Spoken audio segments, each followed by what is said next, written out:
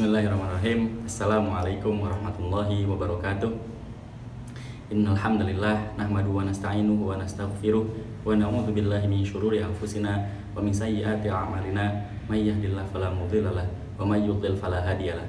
Asyhadu an la ilaha illallah wahdahu la syarikalah wa asyhadu anna Muhammadan abduhu wa rasuluh la nabiyya ba'dah. Amma ba'du. Qala Allah Ta'ala fi kitabihil karim. A'udzu billahi minasyaitonir rajim. Laqad kana lakum fi Rasulillahi uswatun hasanah.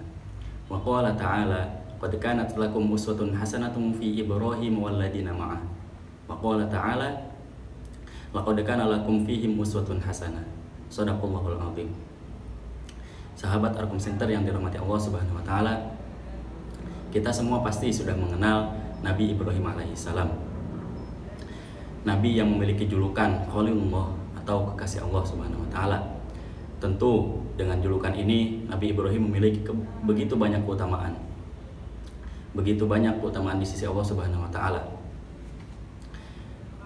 Di kehidupan pribadinya kita pasti bisa mendapati begitu banyak hikmah-hikmah, begitu banyak pelajaran-pelajaran yang bisa kita ambil, yang bisa kita teladani.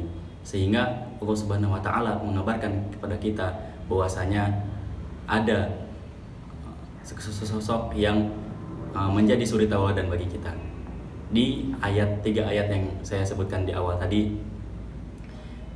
dua di antara tiga itu berkaitan dengan Nabi Ibrahim alaihissalam dan satu berkaitan dengan Rasulullah SAW.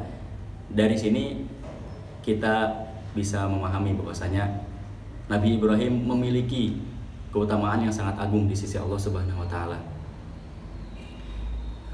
Sahabat Arkom yang dirahmati Allah Subhanahu wa taala, di antara begitu banyak hikmah-hikmah, begitu banyak pelajaran-pelajaran yang bisa kita ambil, yang bisa kita ladani dari kehidupan Nabi Ibrahim alaihissalam, saya akan menyebutkan beberapa. Yang pertama, bagaimana Nabi Ibrahim ini berdakwah. Bagaimana Nabi Ibrahim ini totalitas dalam menyerukan, dalam menyebarkan agama Allah Subhanahu wa taala. Kita tahu Nabi Ibrahim alaihissalam sudah berdakwah dari umur beliau masih kecil, dari tempat tinggal beliau, dari tempat lahir beliau, yaitu di Babilonia. Beliau berdakwah kepada orang tuanya, kepada ayahnya, kepada kaumnya, yang waktu itu kaumnya masih menyembah patung dan berhala. Ketika beliau tidak diterima dakwahnya di Babilonia, beliau pun hijrah ke Palestina. Ketika di Palestina tidak disambut dengan baik, beliau pun hijrah lagi ke Mesir. Setelah itu beliau hijrah lagi ke Palestina, kemudian sempat singgah di kota suci Mekah. Di sini kita dapat perhatikan bahwasanya Nabi Ibrahim berkelana, Nabi Ibrahim safar, beliau berjalan berdakwah ke seluruh penjuru bumi, nggak berdiam di satu tempat. Maka kalau kita perhatikan di setiap nabi yang diutus oleh Allah Subhanahu wa taala, maka di situ dakwah Nabi Ibrahim pernah singgah. Kita lihat Nabi Muhammad SAW, beliau diutus di Mekah, dan disitulah Nabi Ibrahim meninggalkan Nabi Ismail bersama ibunda Hajar. Nabi Ibrahim pernah singgah di kota Mekah. Kemudian kita lihat lagi nabi-nabi Bani Israel, Nabi Sulaiman, Nabi Daud, beliau berdakwah di Palestina. Kita sama-sama tahu tadi bahwasanya Nabi Ibrahim pun pernah berdakwah di Palestina. Terus kita lihat lagi Nabi Musa, Nabi Yusuf dan lain sebagainya berdakwah di Mesir. Nabi Ibrahim pun pernah berdakwah di Mesir. Itulah sehingga Nabi Ibrahim mendapatkan julukan Abul Anbiya. Tidak hanya Nabi Ibrahim menjadi seorang bapak dari sisi biologis saja, karena anak-anak beliau menjadi seorang nabi, menjadi para nabi. Akan tetapi dari sisi ideologis pun beliau layak untuk dijuluki sebagai Abul Anbiya, karena di setiap tempat yang ada dakwah Islam, disitulah juga Nabi Ibrahim pernah berdakwah.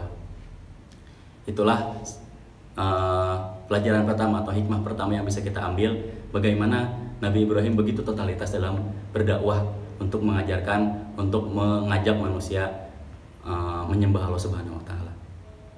Pelajaran atau hikmah yang kedua adalah ketaatan dan keikhlasan beliau. ketika Allah Subhanahu wa taala memerintahkan beliau untuk menyembelih anaknya Nabi Ismail alaihissalam. Beliau meskipun awalnya takut ini adalah bisikan setan, akan tetapi ketika Allah meyakinkan beliau bahwasanya ini adalah perintah dari Allah Subhanahu wa taala, beliau langsung melaksanakannya. Beliau begitu taat, beliau begitu ikhlas melaksanakan perintah dari Allah Subhanahu wa taala. Ini menjadi pelajaran bagi kita, bagaimana ketika Allah Subhanahu wa taala memerintahkan suatu perintah bagi kita, kita harus melaksanakan perintah tersebut dengan begitu ikhlas, dengan taatan yang penuh kepada Allah Subhanahu wa taala. Di antara hikmah yang ketiga adalah bagaimana beliau berkomunikasi dengan keluarganya. Beliau mendidik keluarganya dengan begitu baik. Sehingga kalau kita sama-sama ingat kisah beliau ketika berjalan dengan Ibunda Hajar dan Nabi Ismail yang waktu itu masih kecil ke kota Mekah. Ketika sampai di Mekah, kemudian Allah Subhanahu wa taala memerintahkan beliau untuk pergi lagi atau kembali lagi ke Palestina. Ibunda Hajar bertanya kepada beliau, apakah ini perintah Allah? Nah, Nabi Ibrahim pun menjawab, iya, ini perintah Allah. Dan Bunda Hajar langsung yakin bahwasanya Allah Subhanahu wa taala tidak akan menelantarkan mereka berdua, tidak akan menelantarkan Bunda Hajar dan Nabi Ismail. Di sini kita sama-sama tahu bahwasanya Nabi Ibrahim ini sukses gitu mengajarkan, mendidik keluarganya untuk sama-sama taat kepada Allah Subhanahu wa taala. Begitu pula kisah Nabi Ibrahim ketika akan menyembelih Nabi Ismail. Beliau tidak serta-merta langsung melaksanakan perintah Allah Subhanahu wa taala itu. Akan tetapi beliau berdialog kepada anaknya tersebut, kepada Nabi Ismail. Beliau bertanya kepada Nabi Ismail bahwasanya beliau, Nabi Ibrahim ini, diperintahkan oleh Allah Subhanahu wa taala di dalam mimpinya untuk menyembelih Nabi Ismail. Dan apa jawaban Nabi Ismail? Qala ya abati fa'al ma tu'mar. Wahai ayahku, laksanakan apa yang diperintahkan oleh Allah Subhanahu wa taala. Di sini kita sama-sama tahu bahwasanya Nabi Ismail pun begitu taat, begitu ikhlas dalam menjalankan perintah Allah Subhanahu wa taala. Meskipun kalau kita sama-sama lihat itu perintah yang sangat berat untuk dilaksanakan. Sahabat Arkom Center yang dirahmati Allah Subhanahu wa taala,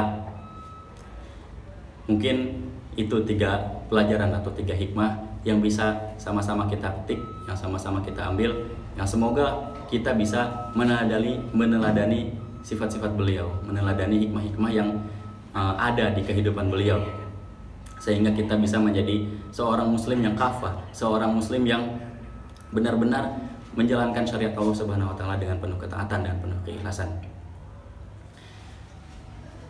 Mungkin cukup sekian yang bisa saya sampaikan. Billahi taufiq wal hidayah wa ridha wal inayah wal afu minkum. Wassalamualaikum warahmatullahi wabarakatuh.